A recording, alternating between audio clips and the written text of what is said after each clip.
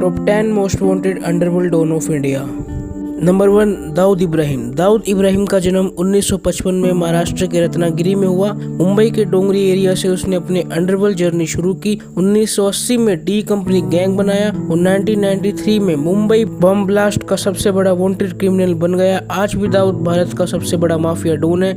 Number 2, Lawrence Bishnoi. Lawrence Bishnoi का जन्म 1992 में पंजाब के अब्रोहर में हुआ। कॉलेज के दौरान ही उसने अपनी गैंग बनाई और क्रिमिनल एक्टिविटीज में इन्वॉल्व हो गया। पहले छोटे केसेस में नाम आया, लेकिन धीरे धीरे वो बड़े क्राइम और सुपारी किलिंग के लिए फेमस हो गया।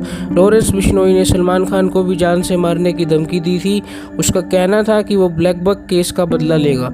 उसकी गैंग पंजाब, हरियाणा, राजस्थान तक फैली हुई है। आज लॉरेंस जेल में है, लेकिन उसकी गैंग अभी भी काम कर रही है। दोस्तों, एक्सपर्ट का कहना है कि ये गैंगस्टर दाऊद इब्राहिम की राह पर चल चुका है। नंबर 3, माया डोलास। माया डोलास का जन्म 1966 में महाराष्ट्र के मुंबई में हुआ था। उसने दाऊद इब्राहिम की डी कंपनी के लिए काम करना शुरू किया और धीरे धीरे मुंबई अंडरवर्ल्ड का बड़ा नाम बन गया। माया को उसके डेयरिंग और खौफनाक नेचर के लिए जाना जाता था। 1980 के दौरान उसका नाम स्मगलिंग और सुपारी किलिंग में सामने आया। 1991 में लोखंडवाला कॉम्प्लेक्स में पुलिस ने एक बड़े ऑपरेशन के दौरान माया डोलास को एनकाउंटर में मार गिराया। माया डोलास मुंबई का खतरनाक गैंगस्टर जिसका एनकाउंटर आज भी याद किया जाता है। मान्या सुर्वे। मान्या सुर्वे का असली नाम मनोहर अर्जुन सुर्वे था और उसका जन्म 1944 में मुंबई में हुआ था।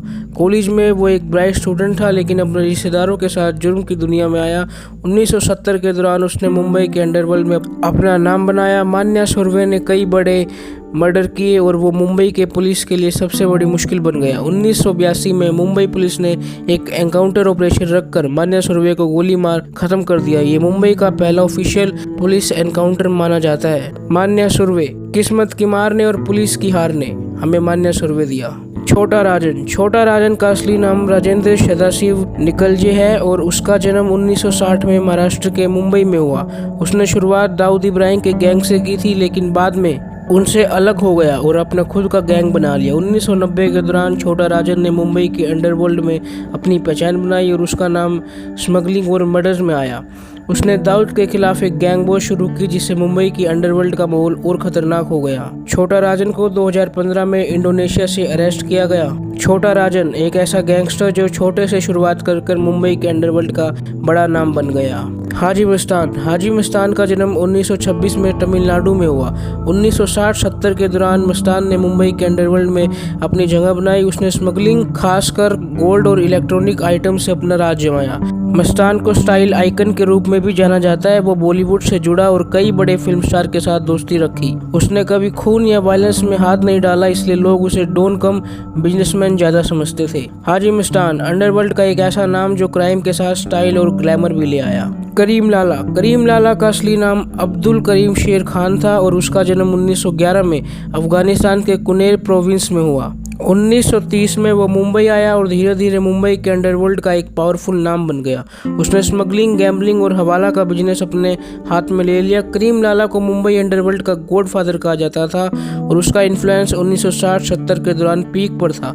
उसकी दोस्ती कई बड़े पॉलिटिशियन और बॉलीवुड स्टार के साथ थी। वो अंडरवर्ल्ड के पठान गैंग का लीडर भी था। करीम लाला एक ऐसा डॉन जो सिर्फ स्मगलिंग नहीं बल्कि मुंबई अंडरवर्ल्ड का गॉडफादर भी बन गया।